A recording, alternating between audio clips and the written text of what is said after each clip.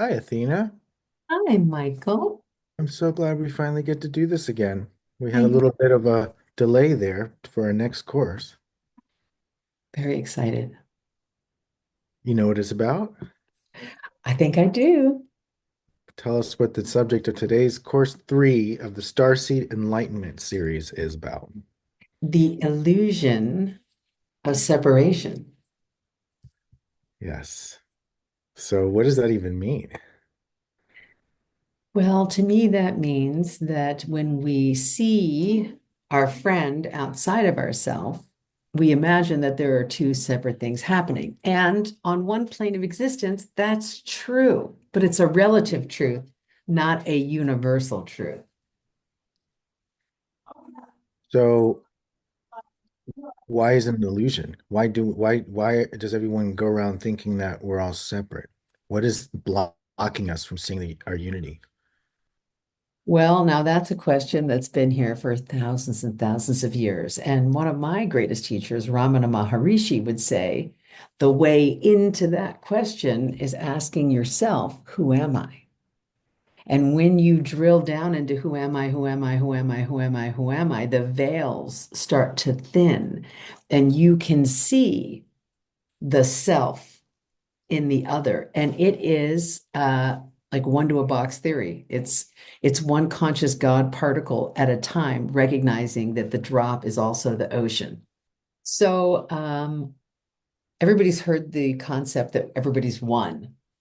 And when you break that down into quantum physics or quantum entanglement, you're like, well, that sounds like spooky etch in a distance. How does that apply to my real world life? And how come not everybody can get into that packet of data? So if you think about the universe as music, then everyone's on a different frequency, like a radio station or a different chord signature. And depending on how deep you are within your cells and your selves, then you'll be able to see that there's no separation. However, on an outer layer, like the rings of a tree, people do look like they're outside of us. So Master Jesus would say, do unto others as you'd want them to do to you. Because Athena StarSeed says, dot, dot, dot, they are you. Where? At the very core of the droplet of water, in the wave and in the ocean, it's still all H2O. So if we're made in the image and likeness of Creator, which we are, and every scripture backs that up, then the illusion is, Michael, you're there and I'm here. Yeah. So, according to the masters and all the great esoteric teachings throughout time, they tell us that there's this Maya or veil that keeps us believing that we're separate. Um, and that has to do with our ego. And that ego is there to stop you from knowing that you're one with Source, from knowing that you are one particle that makes up the collective consciousness of every human being. And so we we kind of chose that as kind of a game here on planet Earth, but we can choose to unsee it. It's up to you. It's a personal choice. I choose to unsee it, and I choose to see everyone as one, and that there's and I can see the illusion of separation, which is what Buddha talked about it, that it is an illusion. It's not even real. So that is our topic. And there's a couple ways that the masters teach us how we can unsee that veil or see through it, and how to break free of the blinds that are keeping us from holding us back from seeing that unity. And what I want to talk about with you, Athena, is what happens when you, to yourself, to your behavior, to your perception, to your life, when you undo that illusion. Well, I'm gonna jump right into acting because I think it's a perfect metaphor, and you know, I'm a theater person. So, if you can imagine being the director on stage and being all of the actors on stage simultaneously, then what happens is you take everybody's position into account when you're looking at where the narrative could go, so that there's not one person taking up all the light. So it's more like an ensemble, singing into an ensemble or a choir.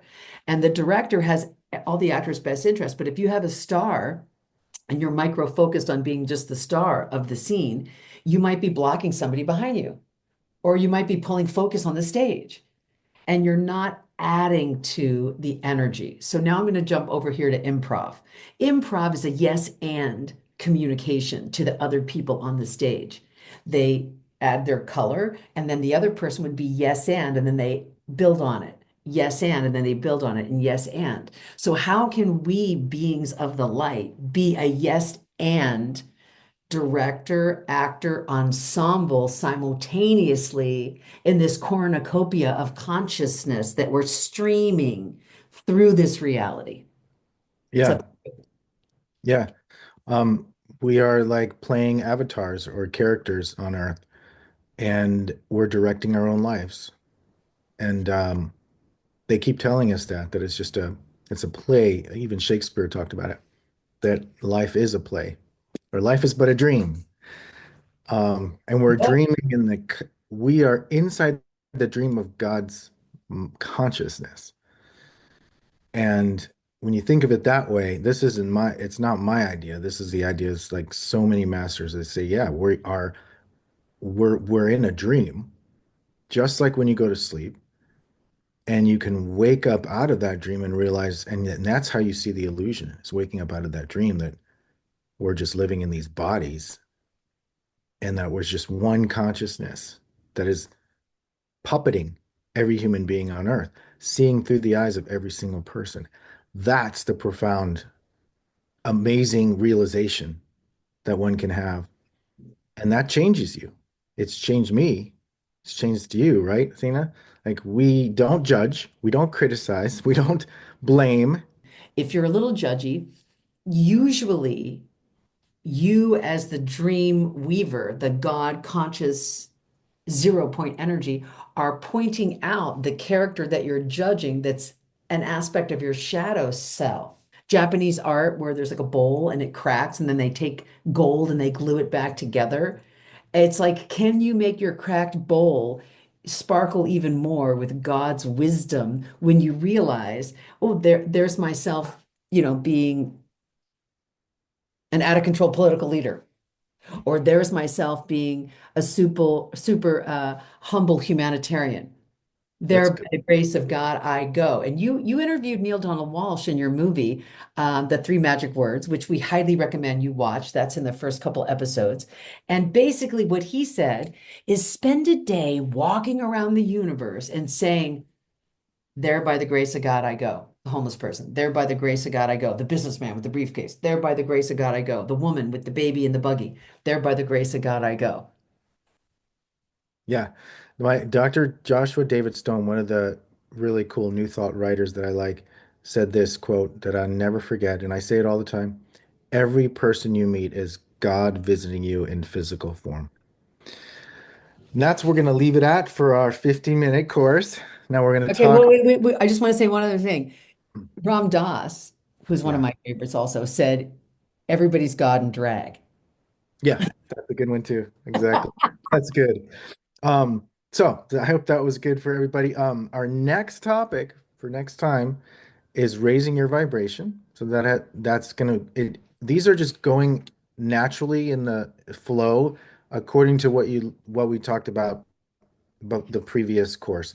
Because now once if you've done one, two, and three, you watch the Three Magic Words movie, then you'll be ready to understand how to raise your vibration. If you're not already doing that, we're going to talk about it and it'll be just confirmation for you. So, Okay, so your assignment is to walk around every day and say, there by the grace of God I go. That's your homework. There by the grace of God I go. There by the grace of God I go. And I'm going to add a little bonus for everybody who's paying attention. Bless yourselves. Bless yourself. Signing off, Athena StarSeed. Om Namah Shivaya. Om Namah Shivaya.